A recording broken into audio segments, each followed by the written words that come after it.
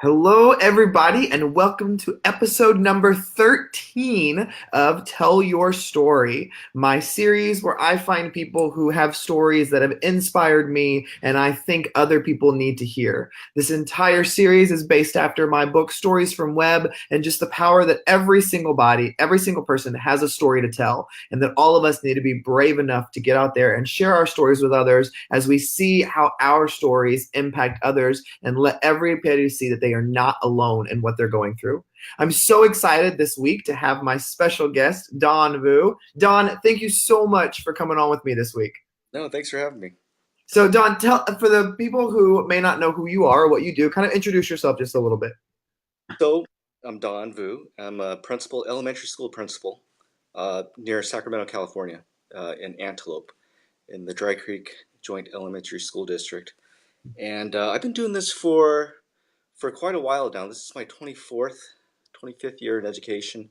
Started off as a teacher in Oakland, California, and then I worked in Eastside San Jose as a vice principal, as a principal administrator, and ended up here. This is my 6th year in the Dry Creek Joint Elementary School District at Barrett Ranch Elementary School.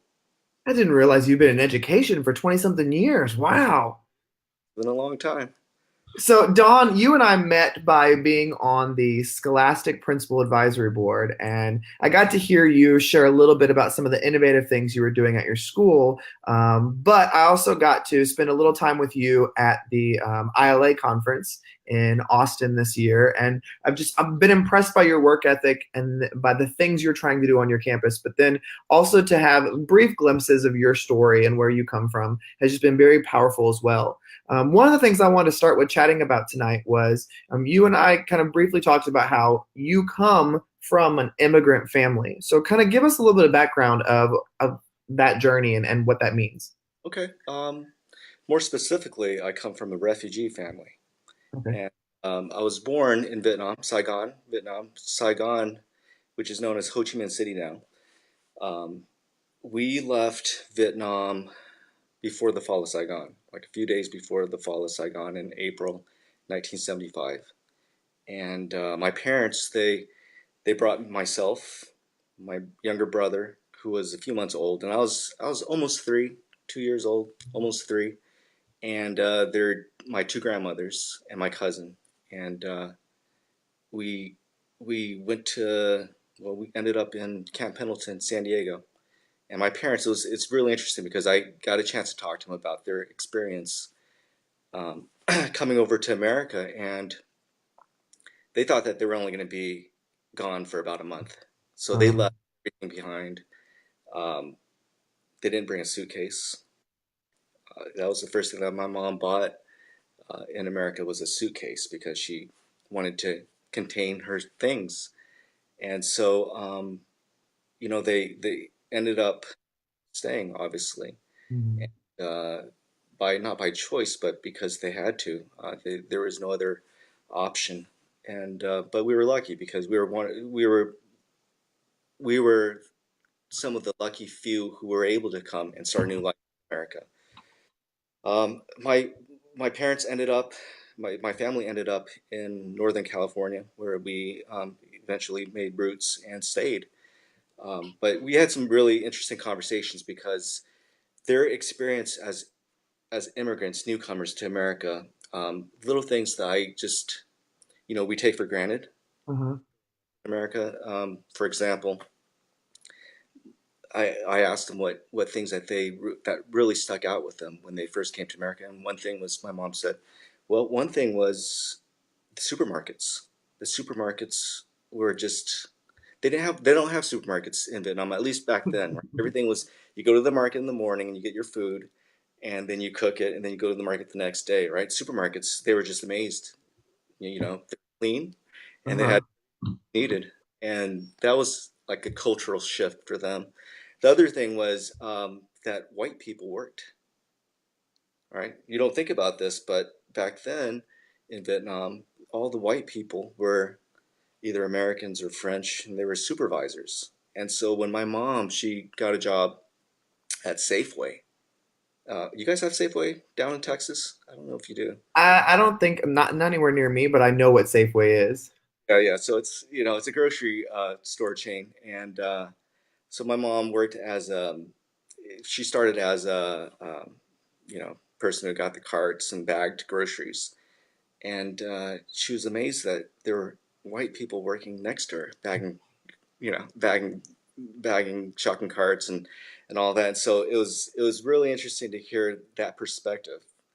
Um, and the thing that makes me appreciate what I have is because the stories that they tell about how they would be sad and devastated because they couldn't find housing because they had a bunch of people in their home, and Mhm. it took them a while to get their jobs. But when they got their jobs, the first day, my mom was pushing carts, and the manager told her he said, come over here. I need to talk to you about something. He said, you can't wear sandals to work, right? She didn't have. That's all she had when she came to America, and so it was like those types of stories make me appreciate and not take for granted the opportunities that we have here. I mean, it's those little things that you take for granted that you know that make you think about the work that you do and the kids Mhm. that you see, and you have the same types of families, right? The families that come over and struggle, and they just want to make a life in this country, and so that's the perspective I have when I do the work that I do. It's how do we take care of those families? Right. So when your family were immigrated over to the United States, obviously you were little at the time, so you probably don't remember much. It's yourself, but when they came over, did any of you know any English, or was that a learning process as well? Yeah, no, it was a learning process. I mean, no one knew English, and I was an ESL student, right? Hmm. English as a second language, and it was. I don't remember the process of learning English really.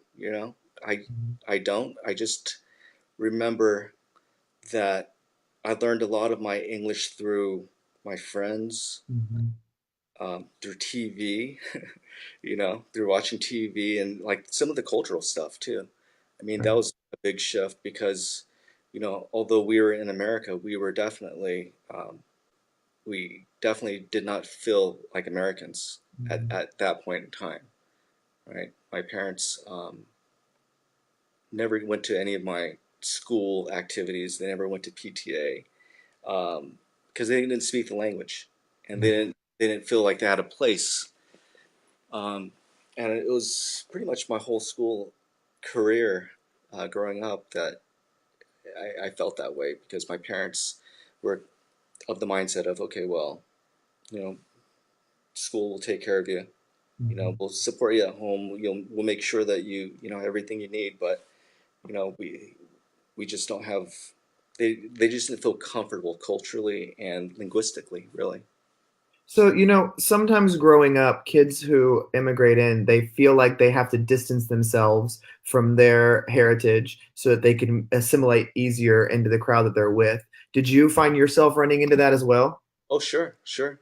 I remember if you have any viewers who are Asian, Mhm. they'll know what I'm talking about. But there's always like this container of rice in the kitchen.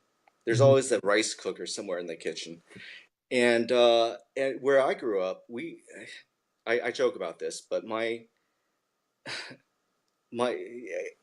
it was pretty much homogenous except my family, all right, Mhm. where I grew up. And so I joke about how my Manteca was where I grew up. Manteca was so white that my house was Chinatown, right? But it was kind of like it felt that way sometimes, right? And so whenever I had my friends over, um, I put away the rice cooker, right? Because I didn't want them to think it was weird. Mhm. Put away the rice dispenser Mhm. because it wasn't American, Right. and that up to the point of probably college, where I was able to kind of experience you know uh, being around other Asian Americans. Um, and that's kind of where it changed a little bit in terms of, the cultural identity of the pride. Right. Yeah. So, you mentioned growing up in a pretty homogenous area where you were kind of could have felt like a standout. Did you deal with a lot of racism or racist or remarks or comments, or was it just not a big deal? What was that like? Um, I mean, I dealt with it. I Mhm. dealt with kids telling me to go back to my country. You know, kids joking about, you know, oh, do you eat dog? That type Mhm. of stuff. Um, it's kind of funny because even now, you don't have that overt, those overt comments, those comments. But sometimes, as a person of color, you get stuff that for example, the other day, not the other day, like last year, if you can believe this, last year, I was talking to somebody, and I think it was an innocent remark, comment, but somebody was talking to me, and we had this conversation for about half an hour. And he turns to me and he says, "Hey, you know what? You speak pretty good English. You don't have an accent." And I was thinking, okay, I speak better English than you, but in my mind, I was thinking, okay, I don't think that person. I would have said something if I thought, there was some kind of malicious intent, but I think this person really just wasn't aware of of that social dynamic. Doesn't I don't I think he probably hasn't talked to many Asian Americans, Mhm. and so that was something that, okay, I saw as ignorance, Right. but not racism, Right. right? But but believe me, I mean, there are times, I don't want to say even now, but maybe especially now, that you get that as a person of color, right? Mhm. You get those comments, you get those looks, you know. Now you make the comment person of color, and I know you mentioned to me before we came on tonight that that was something you just recently started associating yourself as. And talk to us a little bit about that. Well, I would say recently. I would say probably, since college, Mhm. where I was able to kind of mark my heritage, right? But just recently, I think it's been a little bit more pronounced just because of my circumstances. Um, where I am right now, it's more homogenous than where I've been in Oakland and Mhm. Eastside San Jose. Um, so it's more interesting because, when you're surrounded by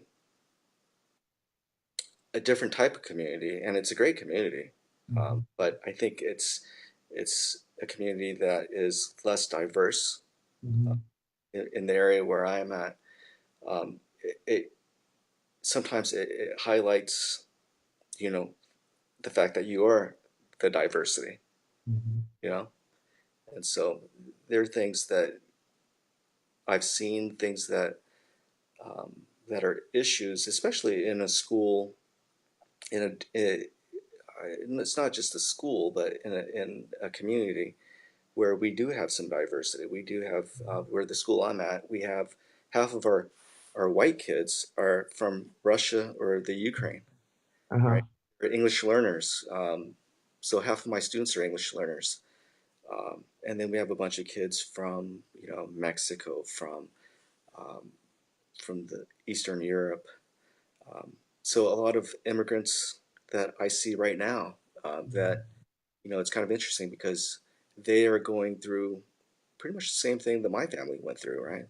They're coming over because of maybe war, because of some circumstances that force them to make the move. And so they have to transplant the entire family over, grandparents, you know, Right.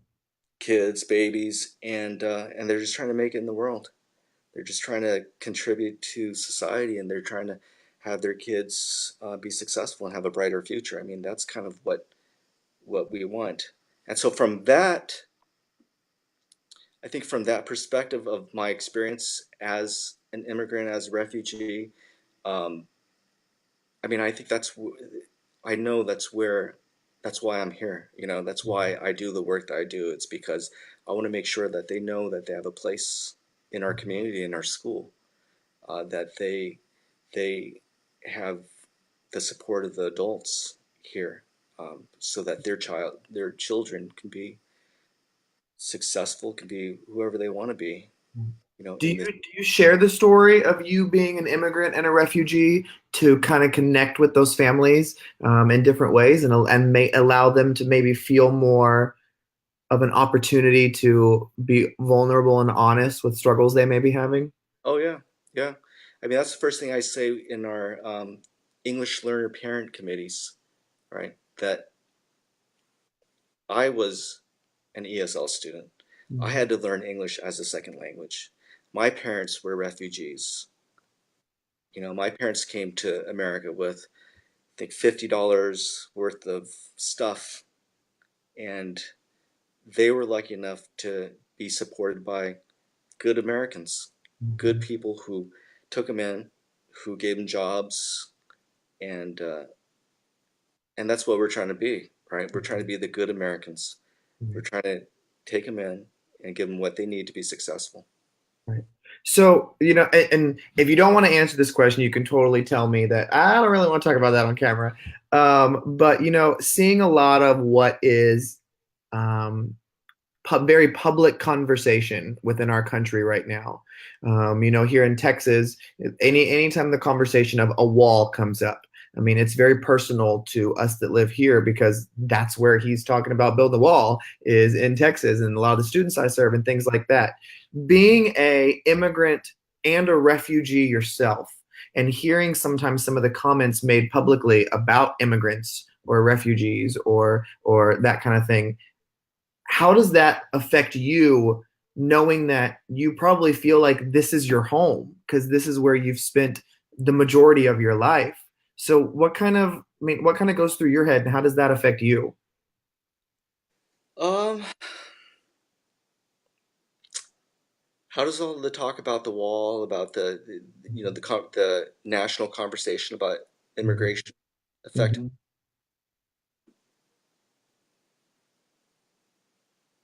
So, on a personal level,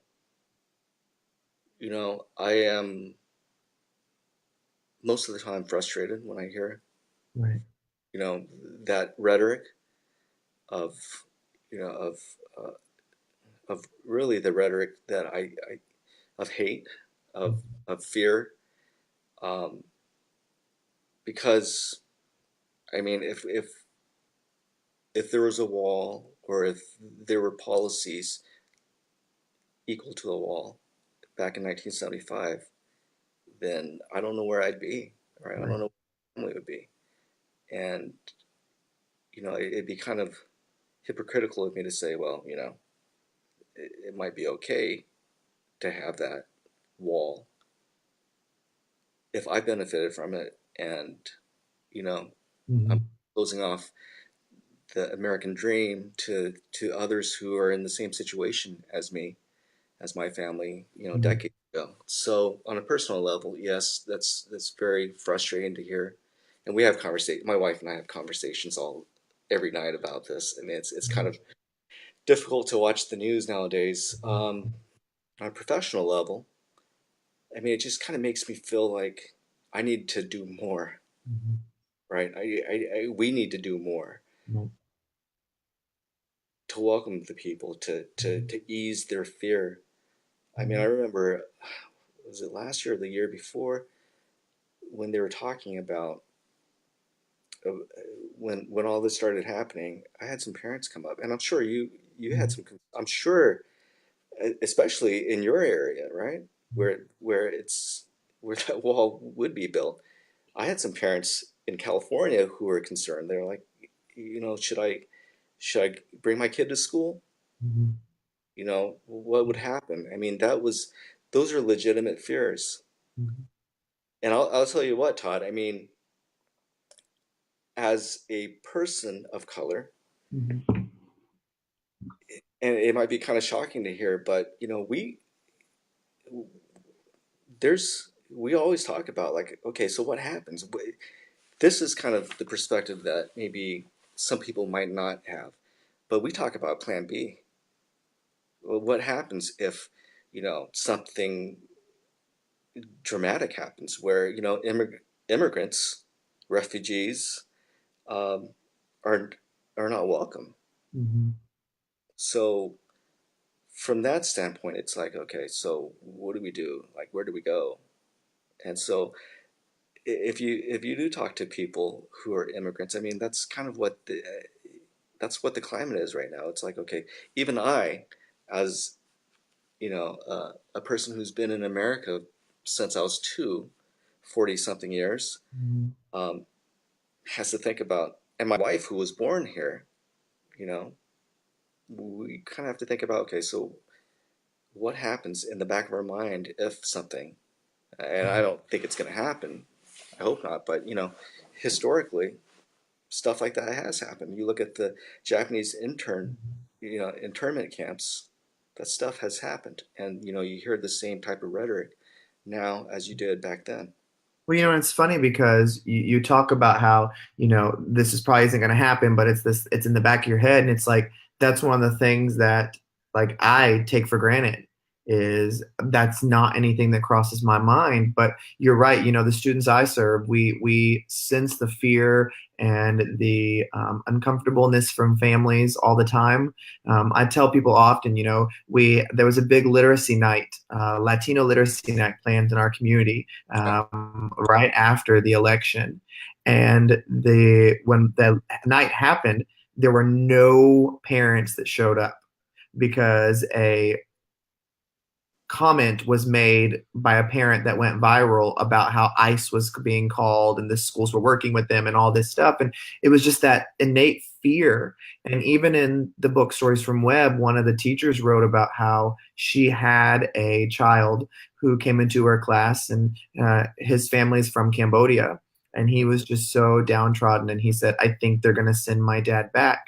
I'm so worried. I don't want him to go." And it's like, sometimes these kids can express those fears that come from the home and that come from other places, and sometimes they can't. And I think often we those of us who were born in this country forget how much we can take for advantage the lives that we've been afforded.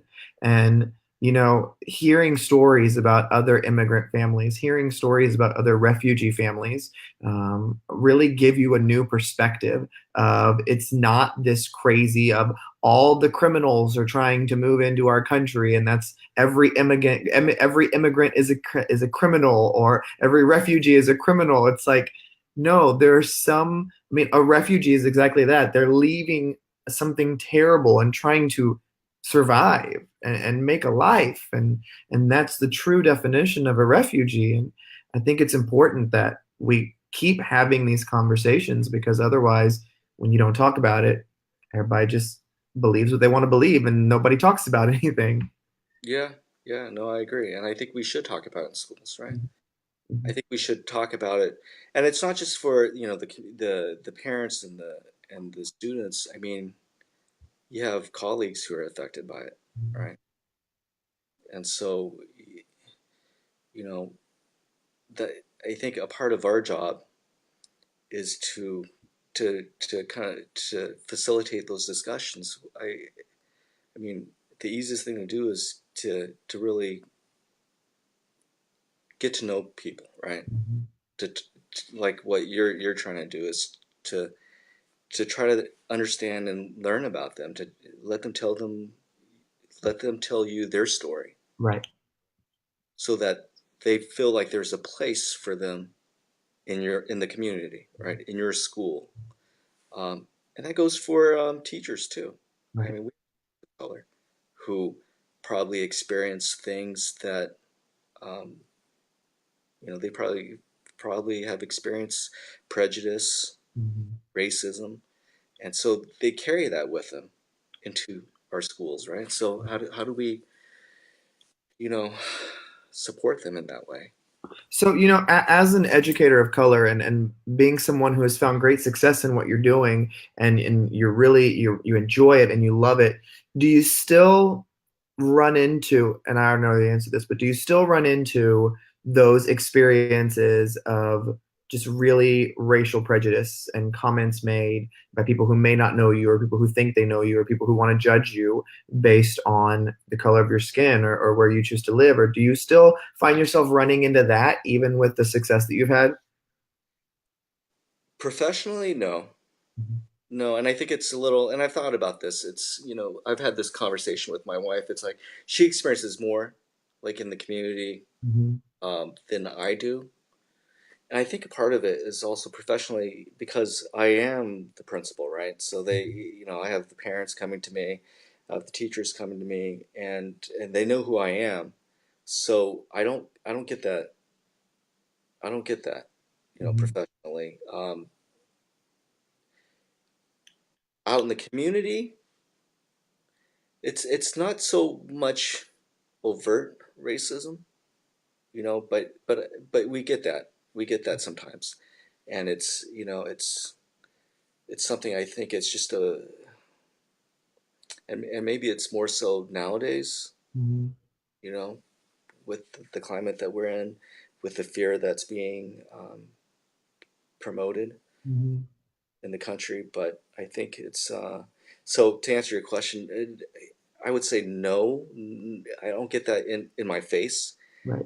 You see that all over though, in California, in Silicon Valley. I mean, just a few weeks ago, there was this guy driving down the freeway, and some lady, it was an Asian American guy, uh, and he was videotaping some lady yelling and screaming at him and saying, "Go back to your country," right?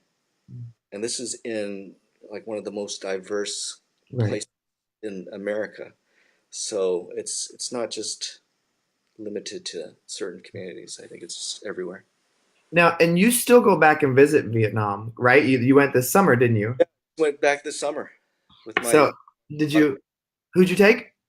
my wife and daughter. My wife and So, daughter. so how was that going back? I mean, how often do you make those trips back to Vietnam?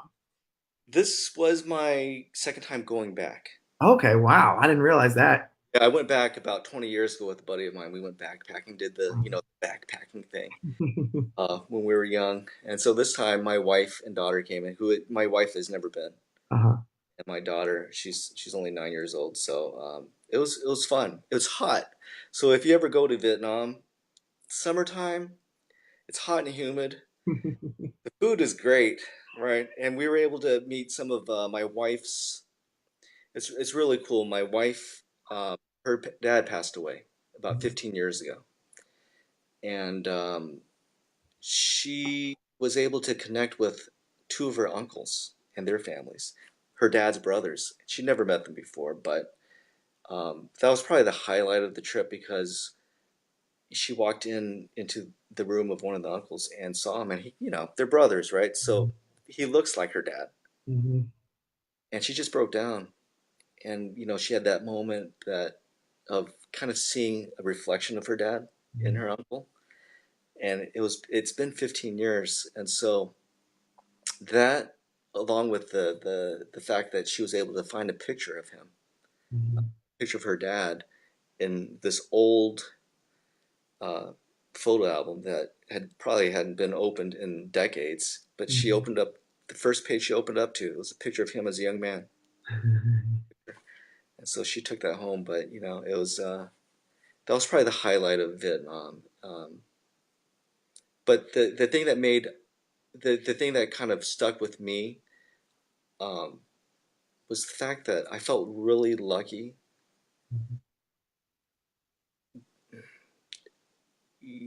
being an immigrant to America after that trip, right? Being able to really have options in my life in Vietnam. Just talking to the people, talking to the cab drivers, most of them were college grads. They went to college, but they didn't have any opportunities after college, and so they're like, "So this is my job," because it's so corrupt in certain ways. Uh, Society wise, you have to have money Mhm. to get into these jobs, You have to have connections.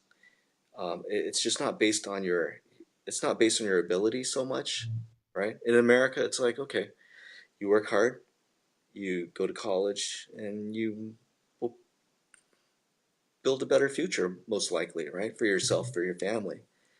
It's a little different in Vietnam because the opportunities aren't there. Right. So just coming back from the trip, besides the great food, the beautiful scenery, and all that, it just kind of gave me a sense of gratitude for what we have in this country. Right. You know, So, in closing up, Don, if you wanted people to take one thing away from this conversation tonight, what do you think would be the one big takeaway you'd hope they have? I would say the one big takeaway is if you're a teacher, if you're a principal, if you're a superintendent, you know, make make a special effort to find a place for your people who are immigrants, your people of color, because right now it's a hard time for them. Right now it's a time for them to really get the support from schools, from the people in schools. I mean, if we can't, if there's a place to give them that support, to give them that care, it's schools. I mean, there's no other place that I can think of that will make that impact. And so, um, look at them with caring eyes from a different perspective. And I'm sure a lot of people do that already, but pay special attention to it uh, because I think people are struggling right now. The immigrants, the refugees, the people of color, African American kids, or African American parents who, this all the controversy with, whether we're going to stand for or kneel for the flag. Um, in the end, it's like, okay, we have people who are hurting. Right. So how do we, as leaders, as educators, this is a good opportunity for us to, take a step and look at that and say, okay, let's put out this special effort and let's take care of our people. Let's take care of our kids and our parents and each other. Right. Well, Don, I want to say thank you so much for being a guest. I love it so much and respect the work that you do. And when you agreed to come on and just share a piece of your story, I was thrilled. So thank you, Don, for being brave enough just to share some of that and allow maybe somebody out there who is going through the same thing or is dealing with the families that are like this, maybe giving them even more of a better insight. So I appreciate you so much. Sure. Thanks, Todd.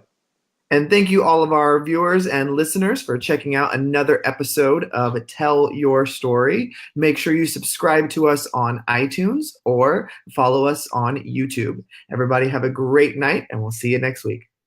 Thanks, guys.